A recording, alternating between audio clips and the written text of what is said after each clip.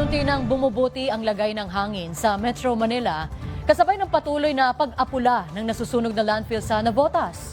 Samantala, MMDA at lokal na pamahalaan pinaigting ang waste management sa lugar. Nakatutok si Patrick Gupo. Patuloy ang pag-apula sa sunog sa Navotas Sanitary Landfill kung saan nasa 79.6% na ang fire suppression ayon sa Navotas DRMO. 3 na lamang sa 10 portions ng landfill ang tinututukan ng mga otoridad habang inaasahang tuluyang maapula ang sunog sa loob ng 4 hanggang 5 araw. Nakakita nyo naman na yung status, halos 70 to 80% completed na. Ang nasabing sunog ay nagsimula noong April 10 at tinutugunan sa tulong ng iba't ibang ahensya ng gobyerno, kabilang ang Office of Civil Defense, DPWH at DNR, pati na rin ang technical assistance mula Japan at United States. Gumamit na rin ng mas advanced na pamamaraan tulad ng soil capping, waste compaction at thermal drones para matukoy ang mga natitirang apoy sa ilalim ng lupa.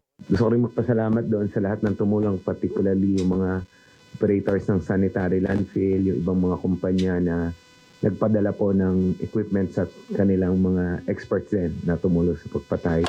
Sa kabila nito, good to fair na ang air quality sa ilang bahagi ng Metro Manila kabilang ang Navotas. Pero ayon sa mga eksperto, nananatiling delikado ang nalalanghap na usok mula sa landfill fire.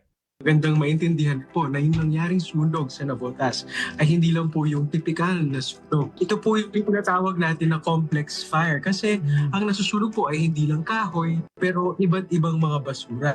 At ito po mga iba't ibang basura to kapag nasunog, iba-ibang mga pollutants din po ang ating ina-anticipate or kinakatakutan. No? Hindi lang po yung typical na pollutants sa mga typical na sunog. Ang maliliit na particulate matter o PM2.5 ay maaring pumasok sa baga na posibleng magdulot ng sakit sa puso at baga. Mahalaga ang paggamit ng tamang face mask gaya ng N95 o KN95 lalo na sa matagal na exposure. Maaari ring i-reuse ang N95 mask kung tama ang pag-store nito gaya ng pagpapatuyo at paglalagay nito sa paper bag bago muling gamitin. Ang N95 naman ho ay pwedeng i-reuse yan. Basta alam niyo po yung tamang pag-reuse. Patuloy namang minomonitor ang air quality sa Metro Manila at hinihikayat ang publiko na sundin ang mga advisory para makaiwas sa masamang epekto ng polusyon. Paigtingin pa ng MMDA at Navotas LGU ang waste management at fire prevention measures para maiwasang maulit ang insidente. Patrick Gupo, IBC News.